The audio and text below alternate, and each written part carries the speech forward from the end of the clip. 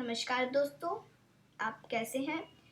मैं दीप रंजन। इस वीडियो में मैं आपको दिखाऊंगा कि आप एक गूगल फॉर्म क्विज कैसे बना सकते हैं और उस स्टूडेंट को किस तरह से और कौन कौन सी जो सेटिंग्स है करते हैं। अगर आप यहाँ पे क्लिक करेंगे, जब आप google.com पे चले जाएंगे, अपने वेब ब्राउज़र में google.com सर्च कर लेंगे और जब वहाँ पे चले जाएंगे आप, तो आपके सामने जो होगा एक ये 6 डॉट जैसा दिखेगा, इस पर क्लिक कीजिए और यहाँ पे आ जाइए ड्राइव पे। अनदर वे जो है, और न्यू पे क्लिक करके मोर पे क्लिक करके अब आप यहाँ पे अपना बना लीजिए, जो भी आपको जो है आपको मिल जाएगा थोड़ी देर में साइन।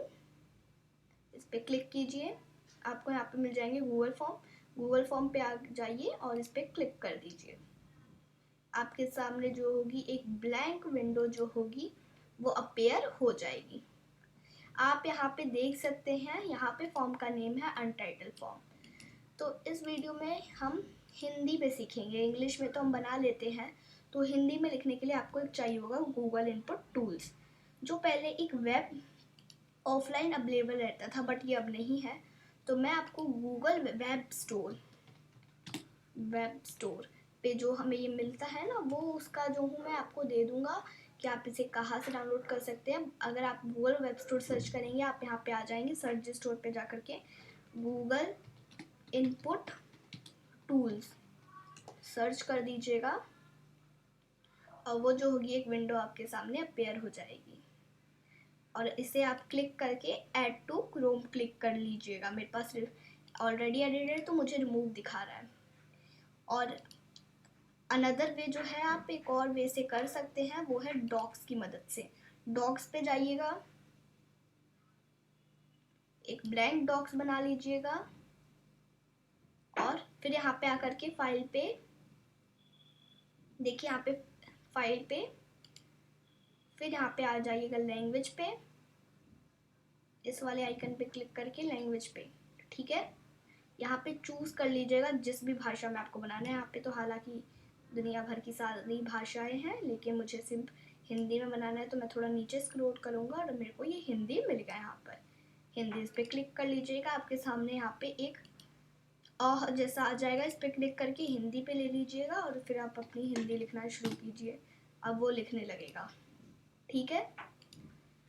आप ऐसे कर सकते हैं। तो चलिए पहले हम एक गूगल फॉर्म क्विज बना लेते हैं। प्रश्न पत्र, मैं इसका नाम दे देता हूँ प्रश्न पत्र।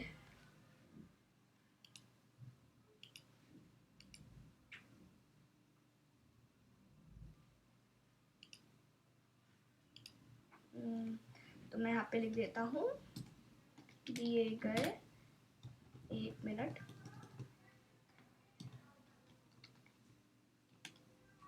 गए प्रश्न पत्र को करें, ओके। और आप यहाँ पे अपना जो भी आप डालना चाहे वो डाल सकते हैं।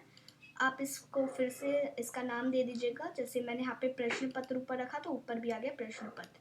अब एक क्वेश्चन, अब आपको जो है क्वेश्चन ऐड करना है, तो क्वेश्चन का नाम पहले आप दीजिएगा नाम, जो भी नाम है।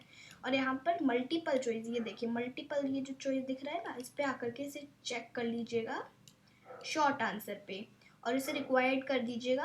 और हमें बहुत सारे प्रश्न जो होते हैं रिक्वायर्ड करने होते हैं, या फिर कई लोगों को सभी प्रश्न, तो आपको यहाँ पे आपकी आईडी और सेंड के बीच में एक 3 डॉट दिखेगा, उस पर क्लिक कीजिएगा।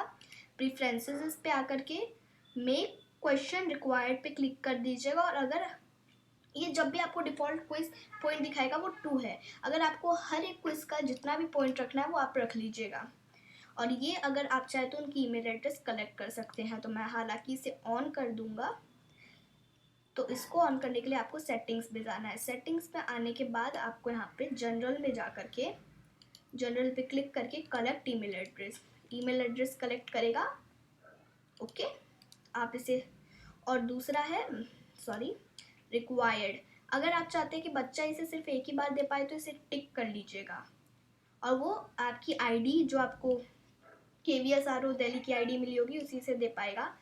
और रेस्पॉन्ड, जो भी आपके क्विज देगा वो क्या बाद में इसे सबमिट कर सकता है, ये आप कर लीजिएगा प्रेजेंटेशन पे आकर के कि आप चाहते हैं कि अगर जब वो कर रहा हो तो उसे ऐसा कुछ दिखे कि मतलब कि एक इतना सेक्शन, उसके बाद दूसरा आएगा, उसके बाद इतने सेक्शन में इतने पे हो तुम, तो आप इसे चेक कर सकते हैं। और आप क्या चाहते हैं जब वो टेस्ट दे दे तो उसे कैसा दिखे, तो मैं यहाँ पे लिख देता हूँ एक मिनट, धन्यवाद। ओके, धन्यवाद। और यहाँ पे देखिए जब भी आप एक फॉर्म बनाएंगे तो इसे क्विज डिफ़ॉल्ट नहीं रहता, ये हमेशा ऑफ रहता है, तो इसे क्विज कर दीजिएगा। यहाँ पर अगर आप कभी मतलब 40 मार्क्स वाले जो होते हैं आपके साइकिल टेस्ट, अगर उनके लिए बना रहे हैं तो आप इसे लेटर कर दीजिए। और ये जो है ना ईमेल एड्रेस, ये अपने आप चेक हो जाएगा, इसे अनचेक मत कीजिएगा, वरना वो जो बच्चा होगा उसे देखना मतलब हो ही जाएगा, उसी वक्त देख ही लेगा वो उसी वक्त। तो इस अगर ये जैसे ही आप इसे क्लिक करें और ये अगर जनरल में ये ऑन हो जाए तो प्लीज़ इसे ऑफ मत कीजिएगा, हम इसे हालांकि इमिडिएटली कर देते हैं।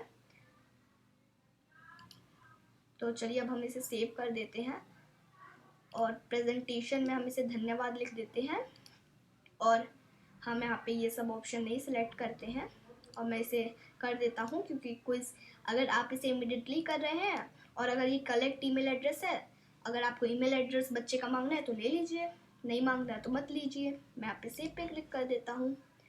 अब नाम के बाद अब आप यहाँ पे देख सकते हैं एक आंसर की आ गया, अगर आप यहाँ पे आंसर ऐड करना चाहते हो तो ऐड कर सकते हैं। ओके, नाम के बाद उसकी कक्षा, एक मिनट, यहाँ पे कक्षा नहीं लिखा, कक्षा, और यहाँ पे मल्टीपल देखिए अपने आप शॉर्ट आंसर हो गया ना। और यहाँ पे मैं उसको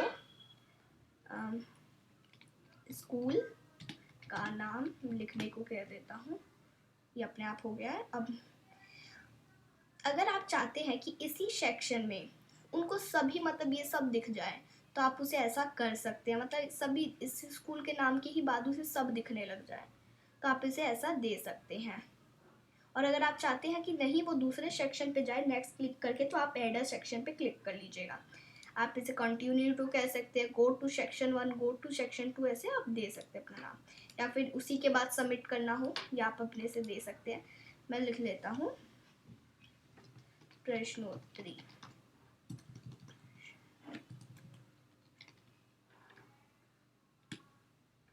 के उत्तर, मैं यहाँ पे लिख देता हूँ प्रश्नों के उत्तर। अच्छा, ये तो सेक्शन में लिख रहा हूँ, मैं यहाँ पे फिर से वही लिख दूंगा जिसका भी हमें बनाना है। तो मैं यहाँ पे लिख देता हूँ हिंदी परीक्षा 2, जो भी आपकी परीक्षा होगी वो लिख लीजिएगा। मैं इसे एक ही कर देता हूँ और यहाँ पे लिख देता हूँ प्रश्नों का हल करें, ठीक है। और फिर मैं यहाँ पे ऐड क्वेश्चन पे क्लिक करके क्वेश्चन ऐड कर लेता हूँ। अब उसका क्वेश्चन का नेम दे देते हैं हम, तो दे देते हैं हम भारत के प्रधानमंत्री कौन है। तो यहाँ पे आप देख सकते हैं करेक्ट आंसर आ गया नरेंद्र मोदी, तो ये आप डाल सकते हैं, बट हमने इसे हिंदी में बनाया तो हम इसे लिखेंगे हिंदी में ही। ओके, मोदी।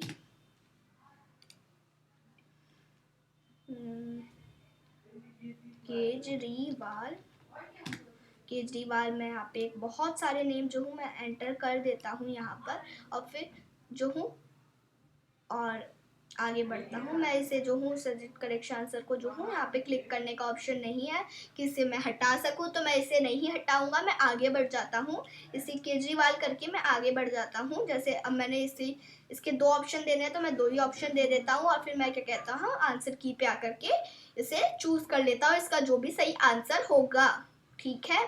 तो मैंने इसे चूज़ किया और इसके डिफ़ॉल्ट पॉइंट मैं दे देता हूँ 2 या 1, जो भी आपको देना चाहिए मैं 1 दे देता हूँ और बच्चे को आगे बढ़ने के लिए बोल देता हूँ। और यहाँ पे आप ऐड ए क्वेश्चन पे क्लिक करके आगे बढ़ जाइए। फिर दूसरा क्वेश्चन डालिए, भारत की राजधानी। मैं यहाँ पे कुछ भी लिख रहा हूँ, आप जो भी चाहे वो लिख सकते हैं।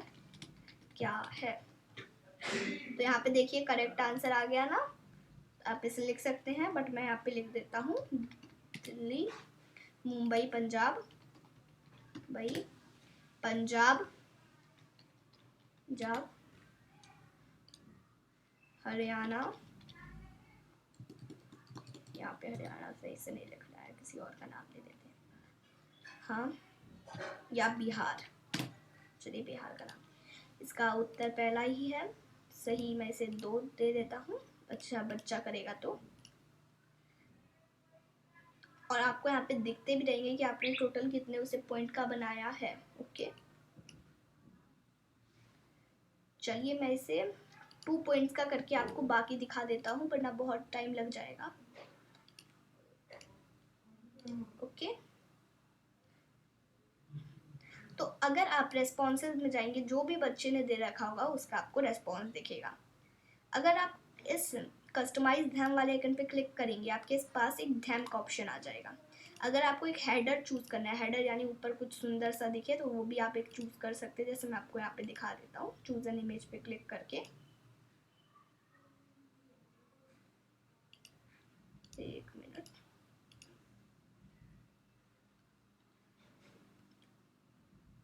मैं यहाँ पे ये वाला ले लेता हूँ। सिंपली ये इमेज अपलोडेड हो जाएगी और यहाँ पे हमें धैम कलर आ गया, बैकग्राउंड कलर जो भी हम चाहे वो ले सकते हैं। चलिए मैं ये वाला ले लेता हूँ, धैम कलर ये वाला ले लेता हूँ। ओके, और अगर हम यहाँ पे क्लिक करेंगे तो हमें यहाँ पे दिखेगा मेक अ कॉपी। अगर हम इसे एक और कॉपी बनाना है तो हम बना सकते हैं।